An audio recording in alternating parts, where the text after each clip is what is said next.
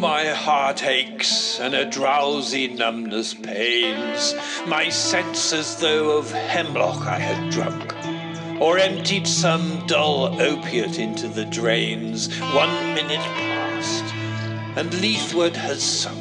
'Tis not through envy of thy happy lot, but being too happy in thy happiness, that thou, light-winged dryad of the trees, in some melodious plot of beechen green and shadows numberless, singest of summer in full-throated ease.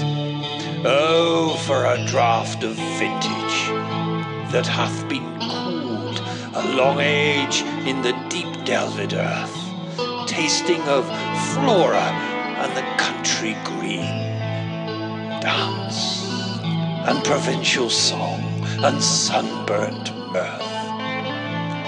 Oh, for a beaker full of warm south, full of the true, the blushful hippocrene, with beaded bubbles winking at the brim and a purple stained mouth, that I might drink and leave the world unseen, and with thee fade into the forest dim. Fade far away, dissolve and quite forget what thou amongst the leaves have never known, the weariness, the fever and the fret.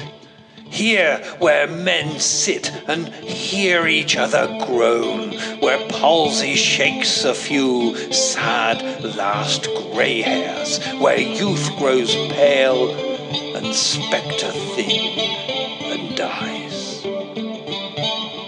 Where but to think is to be full of sorrow, the leaden-eyed despairs, where beauty cannot keep her lustrous eyes, or new love pine at them beyond tomorrow. Away, away, for I will fly to thee, not charioted by Bacchus and his pards, but on the viewless wings of poesy.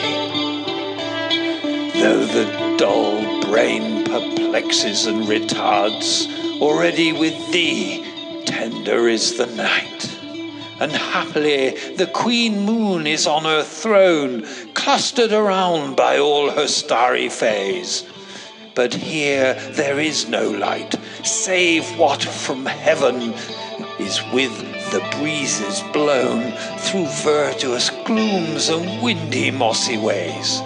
I cannot see what flowers are at my feet, nor what soft incense hangs upon the boughs, but in an embalmed darkness guess each sweet wherewith the seasonable month endows. The grass, the thicket, the fruit tree wild, white hawthorn and pastoral eglantine, fast fading violets covered up in leaves, and mid-May's eldest child, the coming musgrove, full of dewy wine, a murmurous haunt of flies on summer eve. Darkling I listen, and for many a time I have been half in love with easeful death, called him soft names in many a mused rhyme, to take into the air my quiet breath. Now more than ever it seems rich to die, to cease upon the midnight without pain, while thou art pouring forth thy soul abroad in such ecstasy. Still wilt thou sing?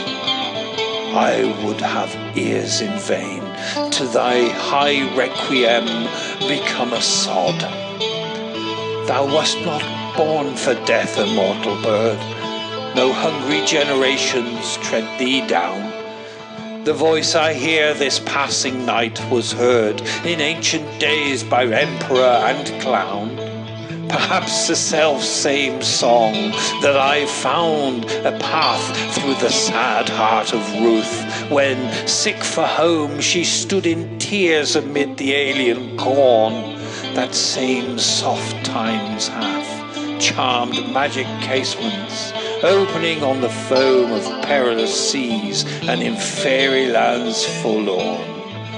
Forlorn, the very word is like a bell, a toll to me from thee to thy soul's self.